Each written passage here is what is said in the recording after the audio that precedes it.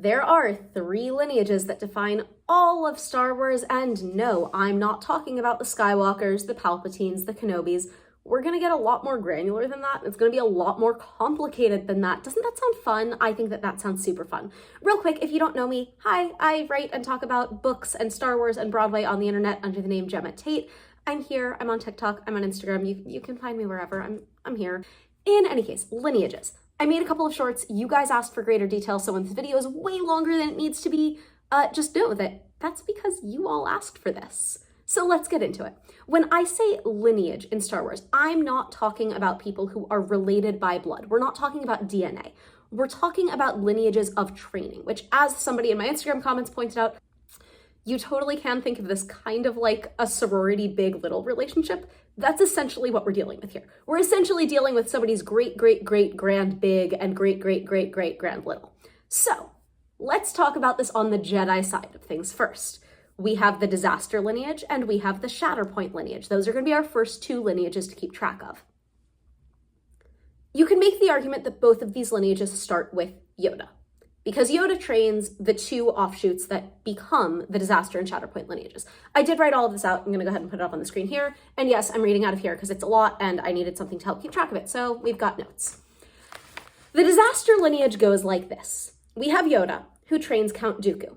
Dooku flips to the dark side, but before that happens, he trains Qui-Gon.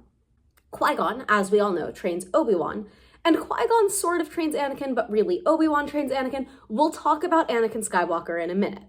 Obi-Wan trains Luke also, sort of, and the combination of Luke and Obi-Wan train Leia. Now, if we're talking about Legends material, Luke trains Jason and Jaina and also Lobaka and like Tenel Ka and a couple of other really cool, awesome people. Tenel Ka is the coolest and the awesomest of all of those people. But if we're paying attention to the current movie and TV canon, then we can also say that Leia trains Rey, and that rather than training Jason Solo, Luke trains Ben Solo, who flips to the dark side and obviously becomes Kylo Ren. Let's go back to Anakin. Anakin trains Ahsoka. Ahsoka by this point has already absorbed a ton of knowledge, kind of by osmosis, from Plo Koon, because she did like kind of a lot of hanging out with Plo Koon when she was a kid, because he like saved her from a kidnapping situation. Kind of great. Not the kidnapping, the Plo Koon. Anyway, you can also make the argument that Ahsoka trains Sabine Wren as a Jedi. We'll come back to that in a second. I want us to hop over to the Shatterpoint lineage. The Shatterpoint lineage also starts with Yoda. And I think that you can make a pretty good argument for this being the sacrifice lineage. If the disaster lineage is defined by just like different sets of people flipping to the dark side, generally being the cause of chaos across the galaxy, the Shatterpoint lineage is defined by sacrifice and by finding true balance through attachment. It's also that sort of same big little relationship of mentor and mentee. It goes Yoda, Mace Windu, Depa Billaba, Kanan Jarrus, Ezra Bridger, and also to some extent Sabine Wren, although I personally sit in the camp of Kanan wasn't training Sabine to be a Jedi, he was training her to use a lightsaber, and those are 2 very different things. And yes, I will absolutely die on the hill that Sabine was training to be a Jedi. That's a huge part of what Ahsoka as a show is trying to show us. It comes down to that same idea of the Force is in everybody. It's just a question of how in tune people are with it at any given moment. And Sabine isn't not in tune with the Force. Sabine is, for a large part of her youth, kind of blocking it. And that's what we get from that combination of Rebels and Ahsoka. And what we know from Andor is that the Force is in everybody, even those who are not deemed super Force sensitive or like having a super high midichlorian count.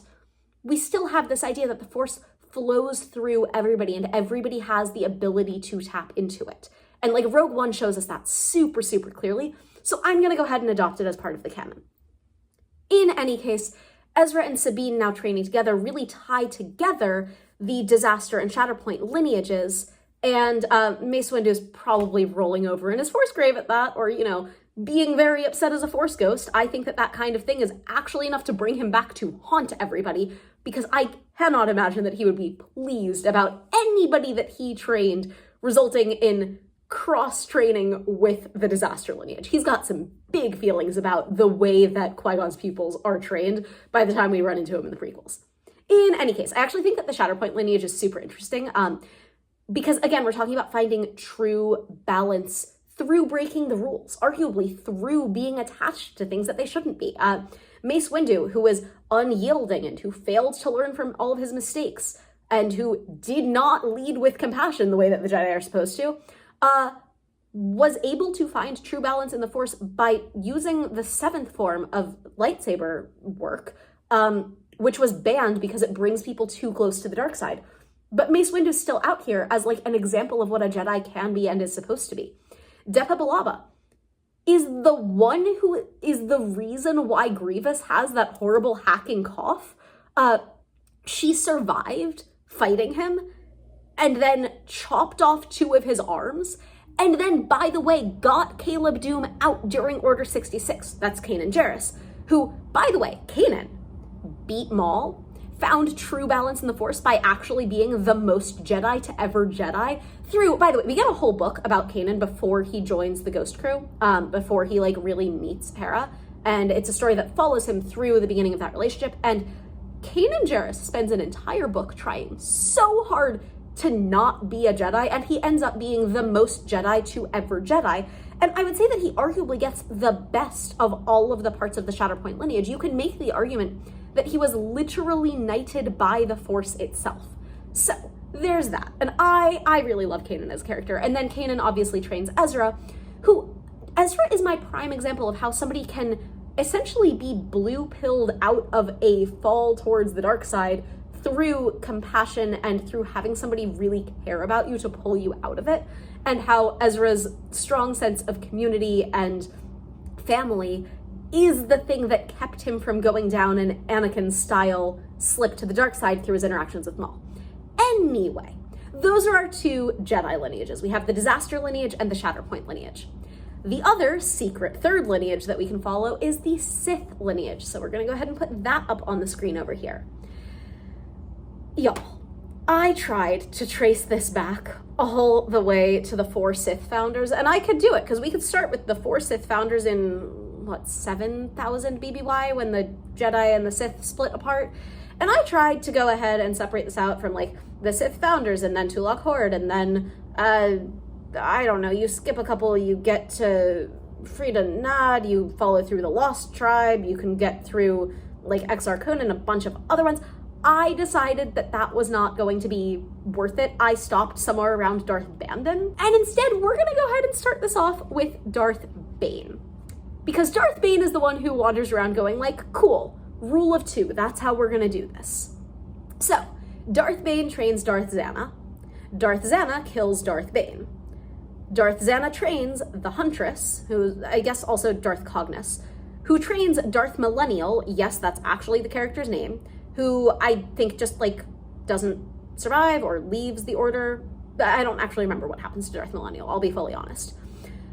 Huntress trains Vectivus. Vectivus trains Gravid. Gravid trains Gian. Gian trains Guile, who trains Ramage, who trains Tenebris.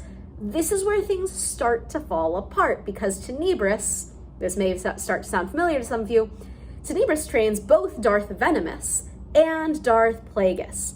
Plagueis, in true rule of 2 fashion, you know, the tale of Darth Plagueis the Wise, kills Tenebris, but also kills Darth Venomous, so we are now back to our rule of 2. Plagueis, maybe if we take Acolyte into account, trains Kimir, not sure, but Plagueis very specifically trains Sidious. Sidious kills Plagueis. If we're following Acolyte, again, we can say that Kimir trains May and or Osha, but like, we don't really know what's happening with that story. So we're gonna set that aside for now. Sidious kills Plagueis, and then Sidious breaks the rule of 2. The rule of 2, say what you will about the Sith. Say what you will. They're evil. But from an evil logic standpoint, the rule of 2 was working out fine for them until Sidious came along and wrecked it. Because Sidious, oh my god, okay. Sidious trains Maul. That doesn't work out. Sidious also trains Darth Tyrannus. That's Dooku. We've already covered Dooku. Dooku trains Maul's brother, let's see. Sidious kills Maul's brother. Tyrannus and Sidious together also train Asajj Ventress, who, by the way, leaves, doesn't end up truly being a Sith, and trains Omega?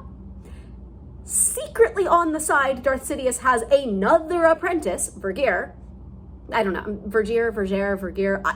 I read these as physical books. These are Legends books. By the way, I am keeping somewhat track of Legends as opposed to regular canon, at least for the Sith stuff. I have marked off the ones that are confirmed Legends, not confirmed canon, with a little green asterisk. Hopefully that will help keep track of this. I've color-coded as much of it as I possibly can. In any case, Sidious trains Vergere secretly on the side. We'll come back to that. And then, of course, Sidious trains Darth Vader. In sort of rule of two fashion, Vader does kill Sidious. Vader also has 3 apprentices as a Sith. Vader trains Lady Lumia, and also Flint, and also Starkiller. Lumia kills Flint. I don't remember what the hell happens to Starkiller. So anyway, backing it up to Maul sort of trains Ezra Bridger for a hot minute before Ezra decides that actually he's going to be a good guy, and he sort of, again, gets blue-pilled back to being a hero and being a Jedi and being trained by the most Jedi to ever Jedi. So we're gonna pause here. This is already stupidly complicated. Sidious went and made this so stupid complicated.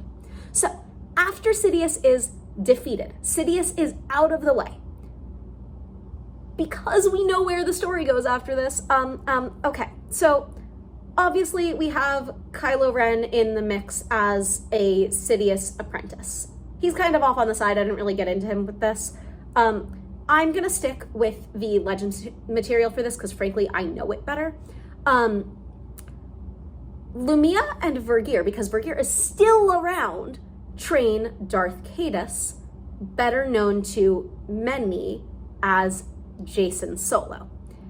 Caedus is gotten rid of by his own twin sister Jaina Solo, using techniques picked up from bounty hunter Boba Fett, by the way. It's actually an incredibly cool arc, and Mara Jade gets involved, and super tragic, but also well done. I also didn't mention Anakin Solo anywhere in here, and maybe I should have. Anyway, Vergere dies protecting Caedus. I don't remember what happens to Lady Lumia. Vergere also secretly trains Darth Krayt. And Darth Krayt hits pause on the whole rule of 2 and tries to shift it to the rule of 1 with middling success. Every Sith Lord after Darth Caedus, and including Darth Caedus, is ended by either a Solo or a Skywalker. The final named Sith that I could find is ended by Anya Solo. So as much as we have these bloodlines that we can follow through the story, we can follow the Skywalkers and the Solos and the Kenobis, but the entire story, part and parcel, is defined by these 3 lineages. We have Sith lineages, we have the Shatterpoint lineage, and we have the Disaster lineage. And I genuinely, trying to map all of it out breaks my brain a little bit, but also everything fundamentally comes down to those 3 lineages. And we look at the whole overarching story that they are trying to tell, everything ends up being funneled down to descendants of those lineages in a way that I find kind of totally crazy. And there's a little part of me that actually wants to note that with 3 of them, there are 3 Mortis gods, and I'm wondering if these lineages map onto the Mortis gods in any way, but honestly, I don't have enough lore to be able to tell you one way or another. Anyway, this has gone on way too long. This has gotten way too granular. I hope that this was interesting to you. And if it wasn't, sorry, we'll get back to talking about books soon. Thank you guys for watching. I will see you in the next one. Bye.